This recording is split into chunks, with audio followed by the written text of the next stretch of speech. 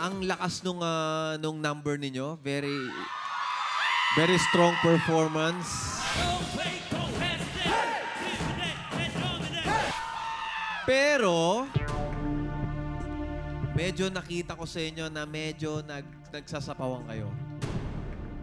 When it comes to dancing, medyo hindi ito na full-blown kasi parang hindi masyadong na-expose yung inyong pagsasayaw. Yung sa singing naman, kailangan talagang mag-train pa. Mag-train pa yung tenga. I don't know what your mentors can do. I think that's where you really need to improve pa.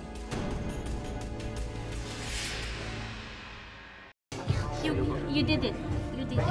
Masasabing medyo harsh ang naging puna ng mga hurado sa grupo. Kung talo kami, malulungkot ako.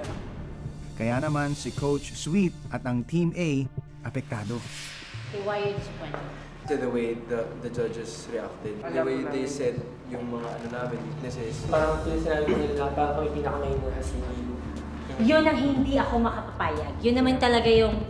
Kailangan ba po talaga namin ng workshop? Yun, doon ako mas... Yun po yung nasaktan kami kasi diniin po talaga nila na kailangan ng workshop. Doon ako talaga nasaktan. Opinion kasi yan ng judge eh. Hindi man kami talaga pare-pareho ng opinions. But we don't agree na may sapawan. Saan? I know myself. I'm very strict with your vocals. And you deliver.